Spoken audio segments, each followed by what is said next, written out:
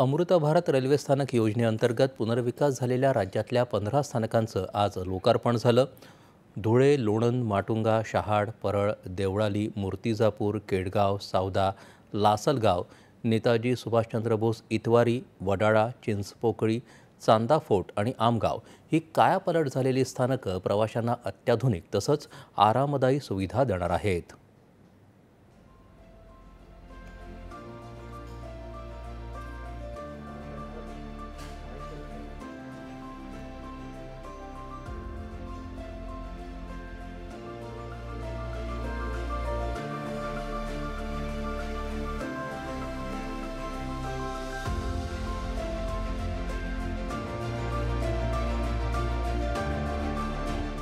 जे अमृत भारत स्टेशन आहे त्याच्यामध्ये माटुंगाचं समाविष्ट होतं आणि ह्या अमृत भारत स्कीममध्ये आमचं जे स्टेशन आहे त्याचं सौंदर्यीकरण केलं गेलं आहे। काही ज्या न्यू फॅसिलिटी आहे ते उपलब्ध केली गेली आहे जे आपले पॅसेंजर्स आहेत त्यांच्यासाठी। त्याच्यामध्ये new selfie point with green wall, beautification of entry point, नवीन गेट आणि जे आपलं जे प्लॅटफॉर्म आहे 1-2 नंबरचं त्याची जी टायलिंग आहे ती नवीन नॉर्म्सप्रमाणे केली गेलेली आहे। आणि तसंच आपल्या प्लॅटफॉर्म नंबर 1-2च्या CST एंडला जे नवीन पे एंड यूज ब्लॉक आहे त्याचं नवीनीकरण केलं गेलं आहे। त्याच्यामध्ये दिव्यांगजनांसाठी पण योजना केली गेलेली आहे आणि ह्या अमृत भारत स्कीममुळे आपलं स्टेशन अजून छान दिसायला लागलं आहे।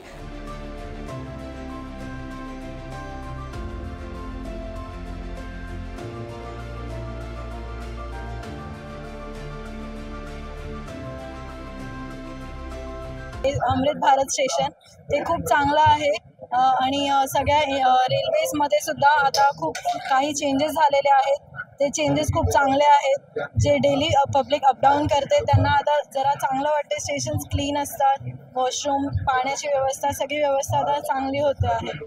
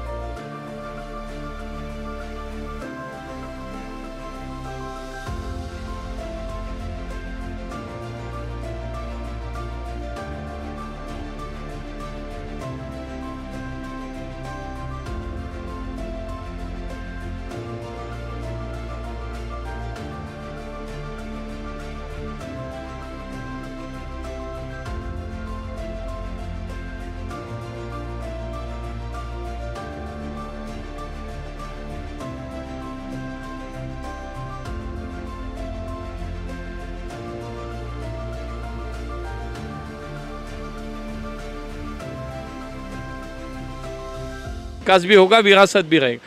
तो मला वाटतं की या दोन्हीची संकल्पना जी आहे आपण या सगळ्या कामांमध्ये पाहू शकतो। ज्या ज्या ठिकाणी, ज्या राज्यांमध्ये असेल, ज्या प्रदेशांमध्ये असेल, ज्या शहरांमध्ये असेल, या नवीन बांधकामामध्ये, या स्टेशनच्या बांधकामामध्ये आपल्याला ती परंपरा, तिथलं वैभव याची एक प्रतिकृती आपल्याला या बांधकामामध्ये दिसून येते आणि म्हणून देश एका विकासाच्या दृष्टीनं वेगानं प्रवास सुरू आहे।